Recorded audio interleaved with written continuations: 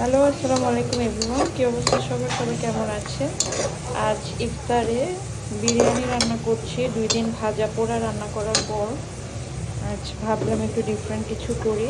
তো আমি পেঁয়াজ বেরেস্তা করে নিয়েছি, তার উপরে আমি মাংসগুলো দিয়ে দিচ্ছি। অল্প করেই রান্না করছি, যেহেতু সাফার বাবা আজকে চেম্বারে ইফতার করবে। প্রথম 2 রোজায় বাসায় ইফতার করেছিল, তো অল্প করেই রান্না করছি। তো এর মধ্যে আমি এখন একটু টক দই দিয়ে দিব। বাসায় টক দই ছিল না, এটা আমি দুধের মধ্যে লেবু চিপে দিয়ে একটু টক দই বানিয়ে নিয়েছি, সেটা দিয়ে দিলাম।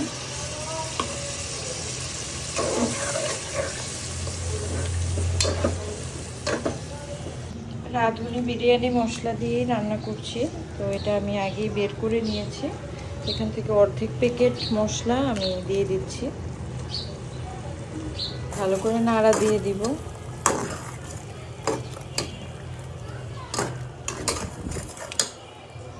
তো গোলমরিচ এখান থেকে অল্প করে একটু দিয়ে দিচ্ছি, যেহেতু আমরা ঝাল খেতে পছন্দ করি আমি একটু গোলমরিচ দিয়ে দিলাম। সামান্য পরিমাণে একটু লাল মরিচও দিয়ে দিলাম, জাস্ট এটা কালারের জন্য। অনেকেই বিরিয়ানিটা একটু সাদা সাদা পছন্দ করে, বাট আমার একটু লালচে কালার ভালো লাগে, তাই একটু দিয়ে দিয়েছি। আস্ত কাঁচামরিচ দিয়ে দিচ্ছি। এখনই অনেক সুন্দর একটা গন্ধ বেরোচ্ছে, মাশাআল্লাহ। দেখুন কালারটাও অনেক সুন্দর লাগছে। তো আমি যেহেতু মাংসগুলো অনেক ছোট ছোট পিস করে দিয়েছি, মাংসের ভিতর থেকে যে পানিটা বের হবে সেই পানি দিয়ে মাংস সিদ্ধ হয়ে যাবে। যেহেতু দেশি গরুর মাংস, তো আমি এটার মধ্যে অল্প একটু মুখ দিয়ে 1 মুখ পানি দিয়ে দিচ্ছি, যেন মাংসটা ভালোভাবে সিদ্ধ হয়ে যায়। আর এখানে কিন্তু আমি সয়াবিন তেলের সাথে সরিষার তেলও একটু ইউজ করেছি, যেন সরিষার তেলের স্মেলটা আসে। আর বিরিয়ানিতে যখন আমি সরিষার তেল ইউজ করি তখন আর ঘি ইউজ করি না, কারণ সয়াবিন তেলের সাথে ঘিয়ের স্মেলটা যায়, কিন্তু সরিষার তেলের সাথে ঘি ইউজ করলে সেই স্মেলটা আর ভালো লাগে না। এইখানে আমি একটু লবণ আর জর্দা রং দিয়ে, আসলে ফুড কালার ছিল না, জর্দা রং ছিল, সেটাই দিয়েছি। আমি আলুগুলো একটু মেখে নিচ্ছি, এগুলো একটু ভাজা ভাজা করে নেব। বিরিয়ানিতে আলুটা কাঁচা দিলে অনেক সময় একটু কাঁচা পড়ে যায়, খেতেও ভালো লাগে না। আমি এখানে লবণ আর ফুড কালার দিয়ে আলুটা একটু মেখে নিয়েছি। এখন এগুলো একটু ভাজা ভাজা করে নিব। আমার মাংস কষানো হয়ে গেছে, মাশাআল্লাহ, একটু অনেক সুন্দর হয়েছে। আমি পরের স্টেপগুলো করবো, চাল দিয়ে দিব।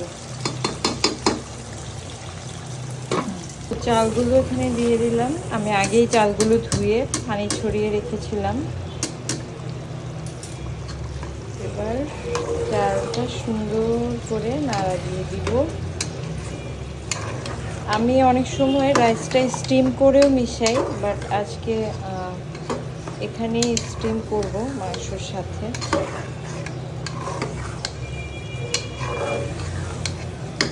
তো চালটা একটু ভাজা ভাজা করে আমি গরম পানি এখানে করে রেখেছিলাম, পানি দিয়ে দিয়েছি। এখন ঢাকা দিয়ে চালটা ফোটা পর্যন্ত ওয়েট করব। এবারে আমি আলুগুলো দিতে ভুলে গিয়েছিলাম, আলুগুলো দিয়ে দিলাম। মটরশুঁটি দিয়ে দিচ্ছি, ভালো লাগে মটরশুঁটিগুলো যখন কামড়ে পড়ে।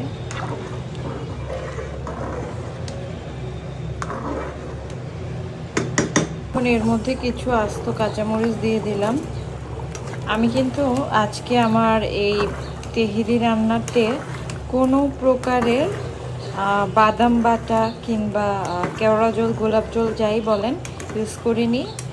এখানে আমি কাঁচা ঝালটাই বেশি ইউজ করেছি, সাথে একটু গোলমরিচ, লাল মরিচ পাউডারও দিয়েছি। এভাবে করে খেলেও কিন্তু অনেক মজা লাগে। আর যখন আমি সরিষার তেল ছাড়া বিরিয়ানি রান্না করি তখন আমি বাদাম বাটা প্লাস আপনার এই কী বলে ঘি টি এগুলো ইউজ করি। সরিষার তেলের খিচুড়িটা আমি বিরিয়ানিটা আমি এভাবেই রান্না করি।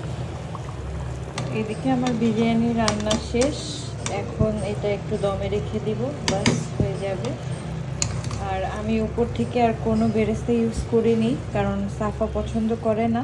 আর শুরুতেই আমি বেরেস্তা করে তারপর মাংসটা কষিয়েছিলাম, তো একটা বেরেস্তার মতো স্মেল আমরা অবশ্যই পাবো।